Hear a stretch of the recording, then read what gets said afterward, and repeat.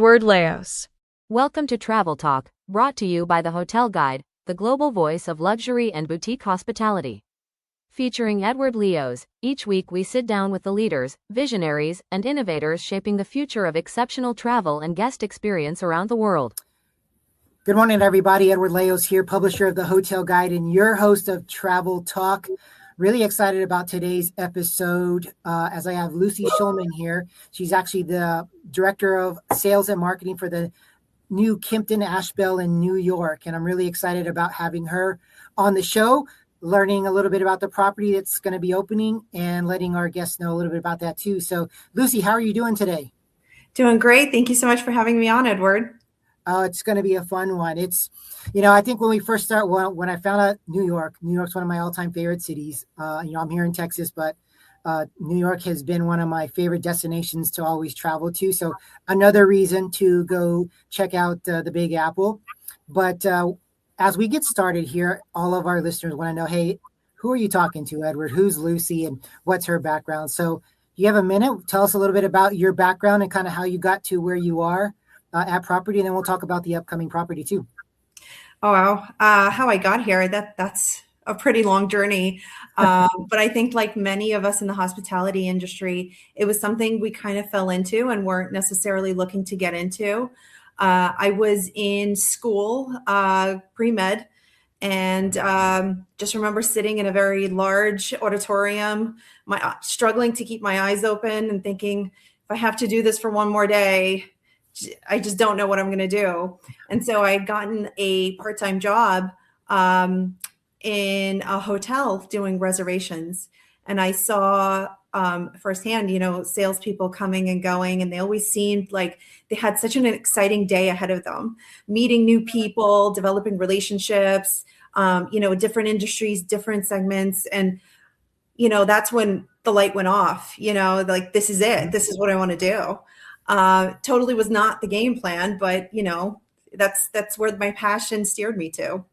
And so from there, I had gone on to become a sales coordinator. And from there, sales manager, area sales director of groups and so forth, and finally landed the dream job, which was the director of sales and marketing. And now, very excited to be opening up a brand new hotel. I had spent about 16 years with Kimpton Hotels.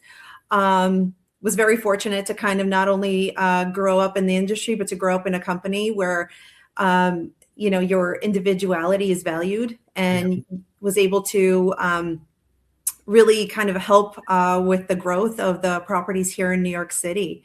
And so when this property came up as an opportunity, I knew it was something I had to go back to, combining not only, my passion for hospitality, but my passion for Kimpton. No, that's awesome. I love that journey. It's a little bit similar to mine in terms of not really thinking about the hospitality industry as a career. And here 33 years later, I'm still doing the Hotel Guide, and it's growing to a whole nother level. So really similar backgrounds there. I love what you're talking about with the Kimptons and being able to express your individuality and who you are. And obviously is one of the reasons why you ranked up and advanced up to the position that you're in now. But we're talking about the new property. It's going to be coming up. Tell our guests and listeners, I should say, a little bit about the property. What's so unique about it? Why should they come out there and all the good stuff? Yeah, so the Kimpton Ashbel is set to debut in a couple short weeks here in Midtown Manhattan as the newest New York City property for Kimpton. It is housed in a historic building originally constructed in 1928 during the Beaux Arts movement as the Doral Park Avenue Hotel. Kimpton Ashbel has been reimagined from top to bottom for today's traveler, while also celebrating its very storied past. And so we're going to have 205 guest rooms and suites, including 14 family-friendly connecting rooms in the heart of it all, right on Park Avenue in Midtown, accessible to all the liveliest attractions and things here in New York City. When you talk about New York City, there's so much to do and go on. what's going to have your property, the Kimpton, stand out amongst the rest, besides it being the newest kid on the block? So I think the design element is going to be huge. So we have Busta Studio, who was able to lead the design for Kimpton Ashbel with a townhouse-inspired aesthetic. The hotel layers warm woods, soft palettes, and curated gold accents with playful touches of color. And the furnishings were all custom designed for the hotel, blending refined metal accents with organic textures.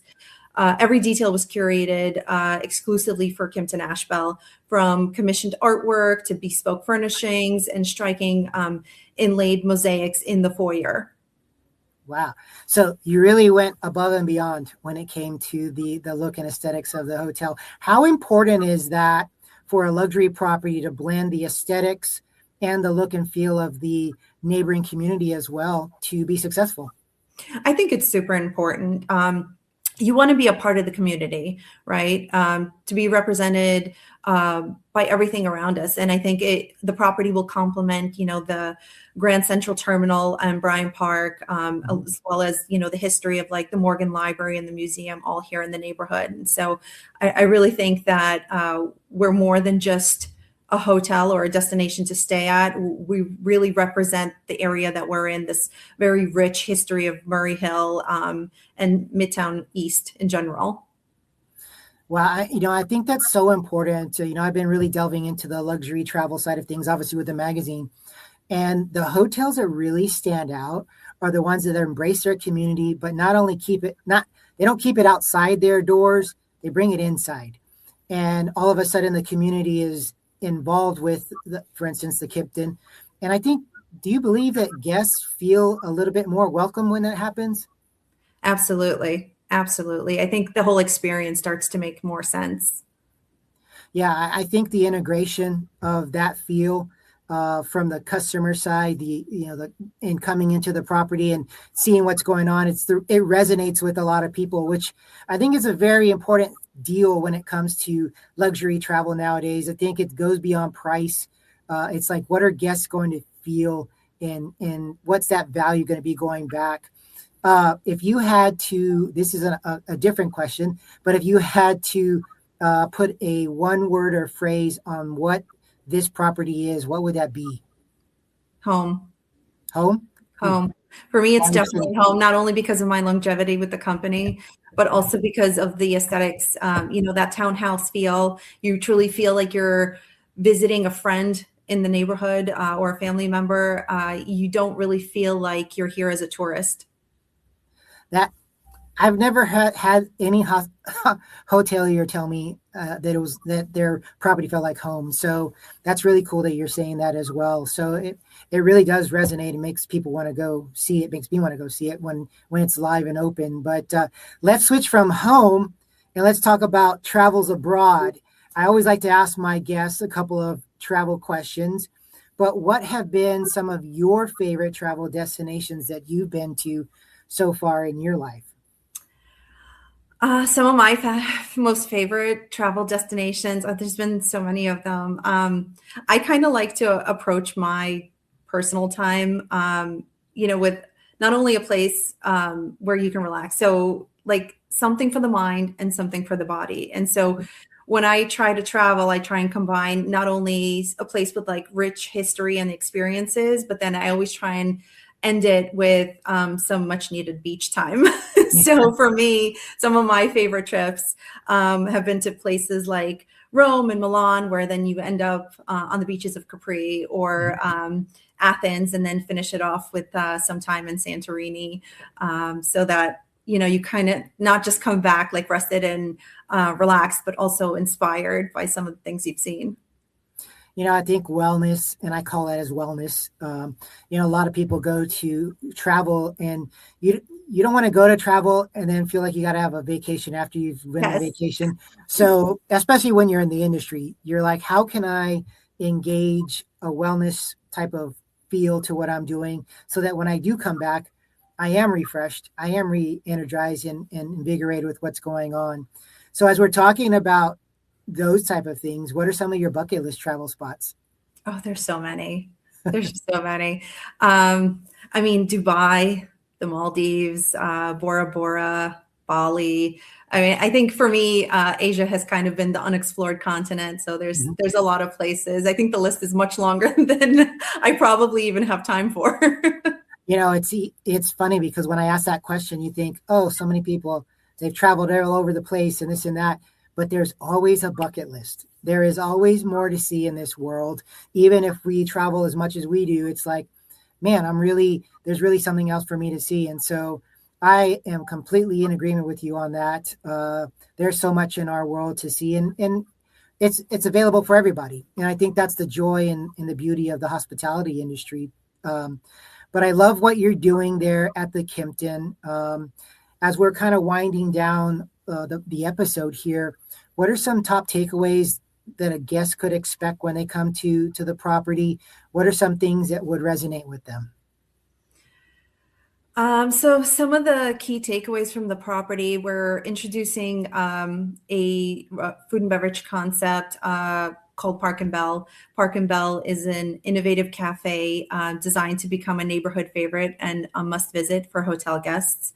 And the menu transitions from artisanal baked goods and seasonal fruit and hearty sandwiches in the morning to like small plates, including robust selections of curated cheeses and meats, delicately spiced nuts during the evening hours, as well as a bar cart program that rounds off the evening with premium cocktails, craft beers, fine wines. We do have a very beautiful 1,300 square foot penthouse here, which will be for multi-purpose and multi-use. And so there's a little something for everyone here at Kimpton Ashbel. I highly recommend everybody to get out and see it. It is a brand new property, and we can't wait to welcome all of our guests. We do have a opening offer that is live on our website right now at ashbelhotelnewyork.com. It's up to 35% off for stays through September. So highly advise people to take advantage of that while that's still available. Well, it's still live, and that is a great offer. And I love that you said the website. You actually answered my last question, which was how can people find out about the property? So we'll put that in our show notes as well, so that our listeners and readers can click on that and go directly to the property and learn more about the new Kimpton Ashbel and what's going on. But it's been an absolute pleasure having you on the call today, Lucy. I'm really excited about the property and what's happening in New York City. Thank you so much. It's been a pleasure meeting you. Oh, perfect. Well, great. To all of our how about we talk about readers and listeners? Let's just do that. Who are following us, you know the drill. Follow us at thehotelguide.com. Like and subscribe.